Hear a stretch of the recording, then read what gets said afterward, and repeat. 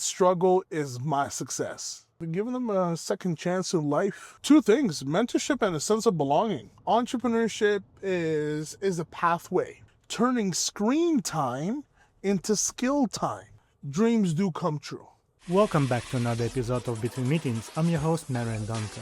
In today's episode, I'm joined by Musap Abdelhag, a visionary technologist, government advisor, and award-winning social innovator. From overcoming adversity as a young person to building organizations that empower the next generation through entrepreneurship in AI, Musab has dedicated his career to helping young people unlock their potential.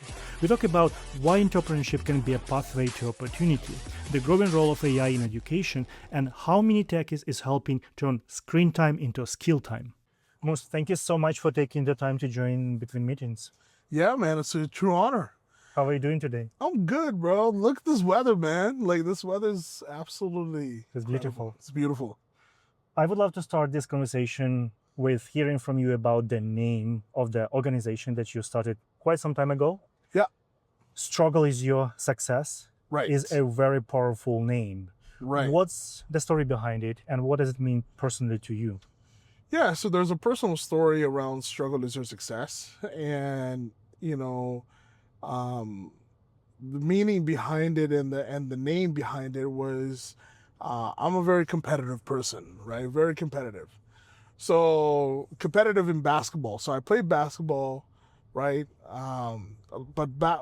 Before we get into basketball, I was, on a very, very bad path, when I was a youth. So the best way for me to get out of the challenges and the struggles was through basketball. Right, so playing basketball was my thing, right? So I tried out for post-secondary institutions to play professionally, but I couldn't make it. So, anyways, playing basketball on the streets, I was playing a very competitive basketball game, and then one day I shot a three-pointer. And while I was shooting the three-pointer, the ball went in. Like, it was a shot the three-pointer, the ball went in. But while I was shooting the ball, I shouted randomly. I said, "Struggle is my success. Not your success, my success." And then the players on the game, they're like, what did you just say? I was like, "Struggle is my success. I struggled to play this game, and I won. I won the game. So get off my court." It's very competitive. Not knowing that struggle is my success became an organization where I had the opportunity to go back home in Sudan and, look at the youth there, how they were building businesses from an entrepreneurial perspective. But then before all of that, I had a friend who mentored me, and she said, "Hey, I think you should start an organization." I was like, "What, me?"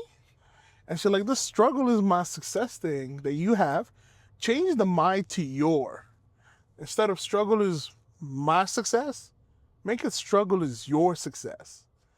Right? I was like, why would I do that? Right?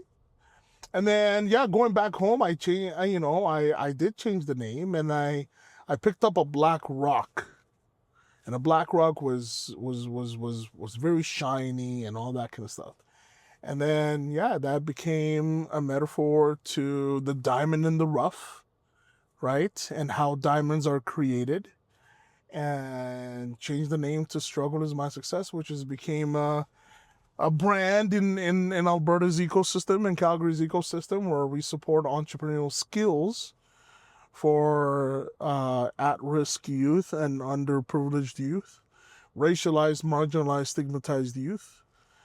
Just giving them a second chance in life and understand that, their talents can be gifted and turned into something. I didn't know that basketball will get me to a non-profit world, right? So, yeah. And that leads us to the next question, which is kind of complicated and complex, but I would love to hear your perspective. Sure. Based on your story. What is the biggest misconception that society has about at-risk youth? Yeah, that's a great question. The biggest misconceptions for, society is like, they're written off, right? Out of society, they're being judged. right? They're being judged. They're, they don't look at them as, they're human beings sometimes, right? And that's hard, We all go through struggles, right? When we were kids, we all go through struggles, right? We all made bad mistakes. We all made some bad decisions that it's hunting us down until this day. But there's always that spark and that innovative mindset where, you can change your life. You can make the right decisions. So for me, personally, I was on a bad path, and, it is what it is, and I'm better at it now, and knowing that mentorship has helped me a lot. And if it wasn't for mentorship, and if I knew that what this program would do to me, if I had this program back then, I wouldn't be on a bad path, right? Or being caught up with the wrong crowd. So yeah, I think this is an opportunity for people to really understand that, hey, youth, with the rise of mental health and the rise of AI and the rise of technology, like, youth are going through some significant challenges. Not just that they're at risk, but from an academic perspective, they're struggling in schools. All these youth want to be influencers, right? They come to a new country in Canada, and there's a cultural shock, right? You have a lot of youth that are from Ukraine, from Sudan, from all walks of life, and they're struggling. So struggle is their success is how you turn that pain into something positive. That's it. Staying on this topic, just to go a little bit deeper, Appreciate that. what is the common thread you've noticed among youth who managed to break the cycle and change trajectory of their lives? Two things: mentorship and a sense of belonging. The sense of belonging. Youth want to belong. Youth they want to belong, but also they want to be, they want to be creative. They don't want to fit in a box. And unfortunately, respectfully and humbly, we feel that society's putting them in a box, right? I've seen a lot of youth that they came out of their shells. They didn't know that they were very creative. They didn't know that they're very innovative. They didn't know that they have the ability to be confident, build that confidence in them. You mentioned about entrepreneurship. My question is, why entrepreneurship? If you want to help young people succeed, why not focus on employment instead? That's a very great question, man. Entrepreneurship is a pathway. Is a pathway to understanding the best version of yourself. How can you tackle challenges? Right? Employment is in that structure. Within our organization, we're teaching them the entrepreneurial skills, right? And using the entrepreneurial skills so they can leverage employment. So they can have the ability to be different and be creative. When they're walking into an interview, they understand how they can solve complex problems through design thinking, through creativity, through the lens of understanding what a value is and the mission, and being part of an innovative journey. I think with the rise of social media and everyone wants to become an influencer, right, in today's modern society, I think the best thing is entrepreneurship. And also, why entrepreneurship? Unemployment rate right now is 18% higher than last year. A lot of people can't find jobs. So now people are like, if I can't find a job, what's that gift that's in me that I can use as a side hustle and turn it into a full-time position. And we've seen that growth within Alberta's ecosystem, right? We've seen that growth within Canada. We've seen that growth in North America. Everyone is becoming entrepreneurial. Everyone is becoming an innovator, and they want to solve creative problems and also want to solve complex problems. And the reason why I say creative problems, because there's problems that are very creative, but it needs a creative person to unlock their potential through it. So, yeah. You've gone from youth advocacy and entrepreneurship into AI. What drew you to AI, and where do you see the biggest opportunity to create impact? So, for the longest time, and for the viewers who are listening to this in between meetings, I was never a nonprofit person. I was always involved in tech, right? So, working through my youth time as an at-risk youth, through mentorship, I had an opportunity to work in tech. So I worked in companies like Staples. I worked in companies like HP, WBM Technologies, as service desk and an IT analyst. Learning artificial intelligence was very easy for me, right? Understanding machine learning, understanding LLMs, large language models, natural languages, assembly languages, Python, Java, JavaScript, was easy because I was part of the tech world, right? So, but I transitioned from the tech world into youth advocacy. Now I'm back into tech. So, to answer your questions around where AI is growing, AI is growing rapidly, and I think if we don't adapt quickly, I will say AI will probably disrupt the sector. It might possibly do more harm to businesses than anything else if it's not implemented correctly. How do you think AI will change opportunities for today's youth over the next decade? It will change a lot, man. AI is involved in curriculum writing, in education, in filmmaking. I think youth are adapting quickly, but education, post-secondary institutions, and schools in general are not adapting quickly because of the growth of AI. Youth are now becoming very creative. They're using all these AI tools, and they're actually coming up with their own systems and their own businesses where they are able to leverage AI. But the biggest misconceptions is they don't know that the harm that AI will do to them, right? Which is the harm of using their critical thinking skills, right? Because they're relying on artificial intelligence that can do everything for them, right? So those are the misconceptions that we're not focusing on.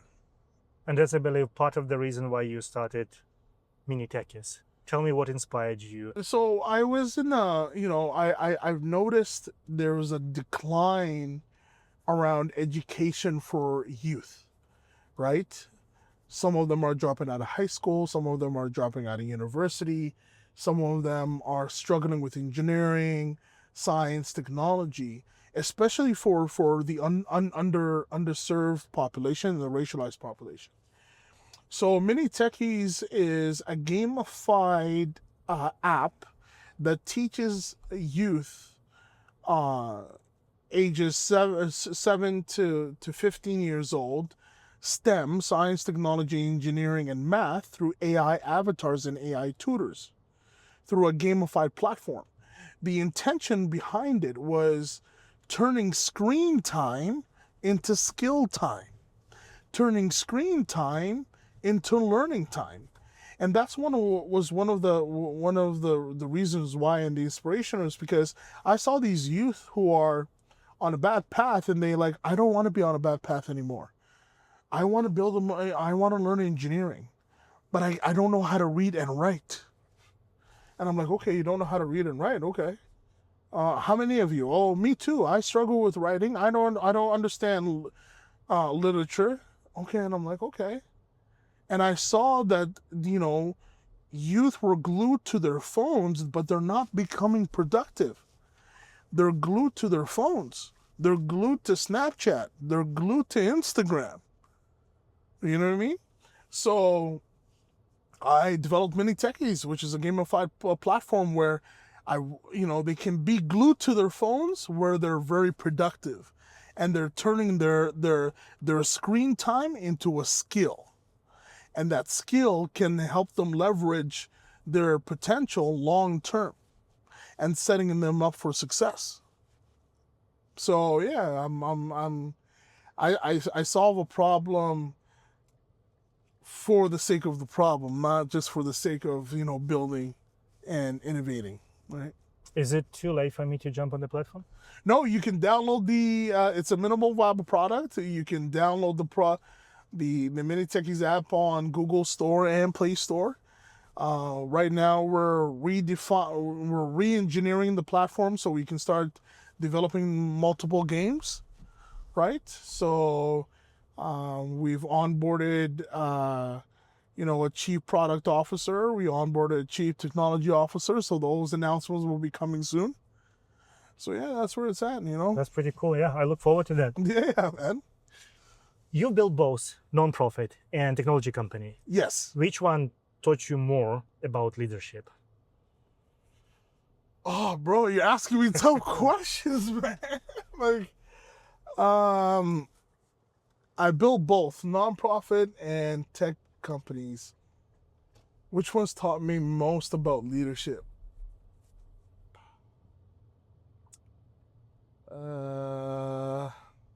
You know what? I'm gonna answer, yeah, the nonprofit space. It's challenging, man. You have to show up from an authentic perspective. Mm-hmm.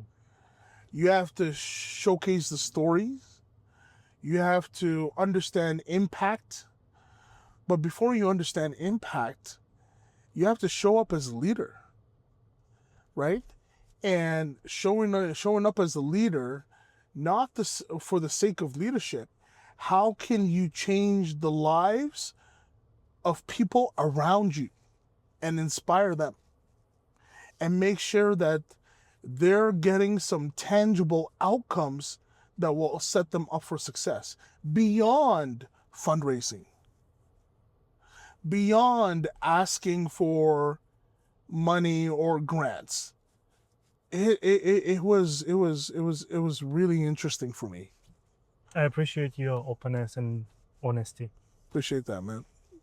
Yeah, it was coming from a tech background to nonprofit. That was a massive transition for me, right? Because you have imposter syndrome, and then the nonprofit, you got to report back to a board.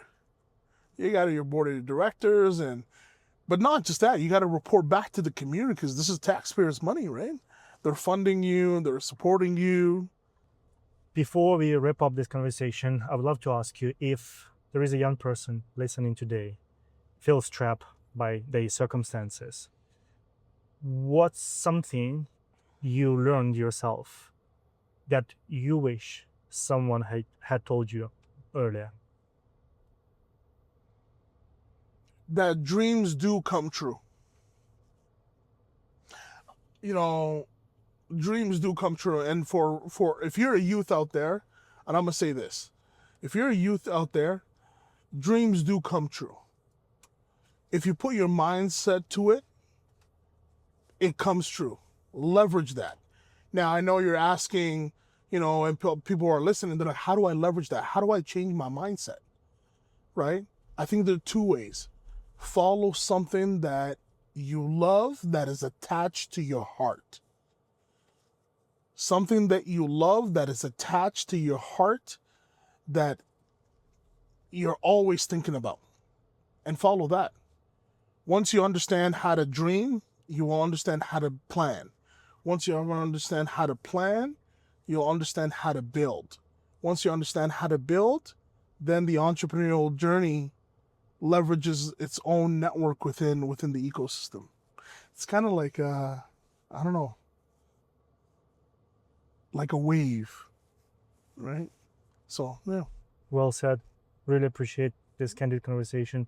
Thank you for sharing, and thank you for all the work you do. I appreciate that, man.